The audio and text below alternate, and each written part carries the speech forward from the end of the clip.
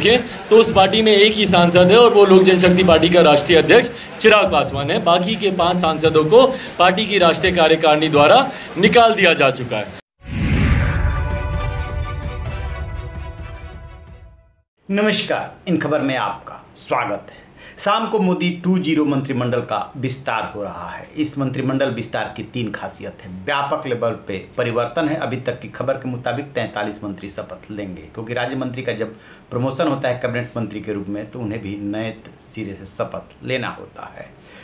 3 खासियत में से पहली खासियत है OBC को सबसे ज़्यादा सीटें दी जाएंगी। SC और ST को भी उनकी आबादी के मुताबिक प्रतिनिधित्व देने की कोशिश होगी।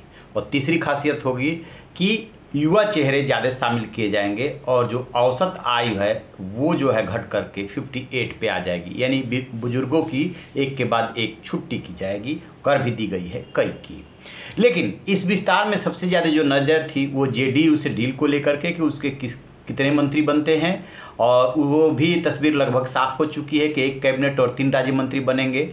और दूसरी जो है कि पशुपत पारस जो LJP से टूट करके 5 सांसदों का अलग गुट बनाया है और LJP होने का दावा किया, अध्यक्ष पद पर भी कब्जा कर लिया है। क्या मोदी सरकार पशुपत पारस को असली LJP के रूप में मान्यता देगी, मान लेगी और पशुपत पारस को मंत्री बनाएगी? तो जो अंदाज़ा लगाया जा रहा है कि जिस तरीके से पशुपत पारस प्रधानमंत्री निवास पहुंचे थे और मिले हैं, इसके बाद अब कोई संशय नहीं रह जाता कि उनको भी शपथ लेना है। यानी कि भतीजे चिराग पासवान के लिए एक बहुत बड़ा झटका। रामविलास पासवान की डेथ जो है 8 अक्टूबर को हुई थी और अब जो है बामुश्किल अभी 9 महीने हो रहे हैं। उस 9 महीने में ही चाचा ने बगावत कर दी और प्रधानमंत्री नरेंद्र मोदी, जिसको कि वो राम कहते थे और अपने को चिराग हनुमान कहते थे, वो राम राम न रहे, हनुमान जो है निराश हो गए। हनुमान की हत्या होती रही, हत्या से मतलब सियासी हत्या, राम देखते रहे। इसी को कहते हैं राजनीति। कहते हैं कि ये पारस यानी पशुपत पारस को मंत्री बनवाने में अहम भूमिका नीतीश कुमार की है। अपने लिए उन्होंने सौदेबाजी उतनी नहीं की, वो जिम्मेदारी उन्होंने पार्टी के अध्यक्ष RCPC पे छोड़ दी थी, लेकिन पशुपत पारस के लिए उन्होंने पहले ही डील कर ली थी।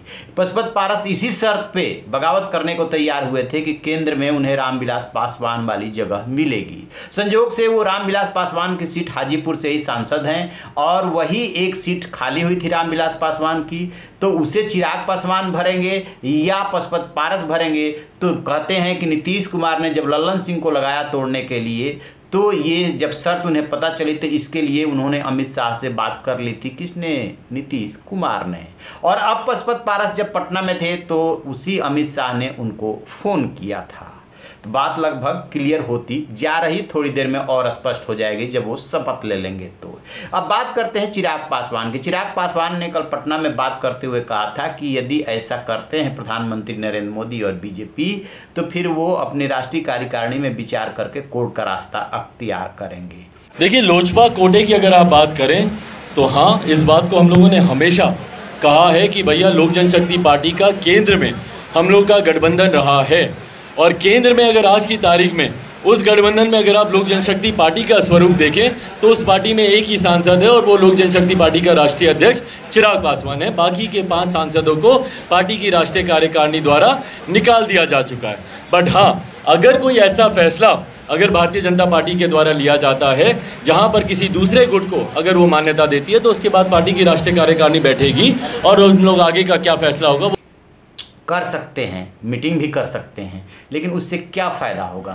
क्योंकि जो 5 सांसदों का अलग गुट बना और 2/3 से अधिक यदि तोड़ ही मान लिया जाए तो वो चले गए हैं सांसद, लिहाजा उन पर दल बदल तो लागू नहीं होता, पहली बात। दूसरी बात कि जब कोर्ट में बात जाएगी और ये बात सरकार कह देगी कि हम तो उनको अलग गुट के रूप में मान्यता दे करके और उसके मंत्री बनाए हैं या वो सांसद हैं इस नाते मंत्री बनाए हैं, तो बहुत ज़्यादा उनको रिलीफ मिल पाएगी, कहना मुश्किल है। लेकिन इसमें एक राजनीतिक संदेश है।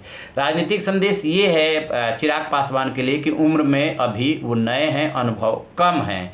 बात को समझे। पहले बीजेपी ने उनके पीठ पे हाथ रख करके नीतीश कुमार के खिलाफ बागी बना करके और उनके अलग चुनाव लड़ने को प्रेरित किया, और उसके बाद जब नीतीश की बुरी तरह से हार हुई, बिहार में तीसरी नंबर की पार्टी बन गए और ये आपको याद होगा कि नीतीश कुमार उससे उस दौरान रिजल्ट आने के बाद जब पूछा गया था कि चिराग पासवान ने ऐसे ऐसे किया, तो उन्होंने ये कहा था कि ये बीजेपी को तय करना है कि उनके साथ क्या करना है, वो एनडीए में क्या उन्हें रहना चाहिए।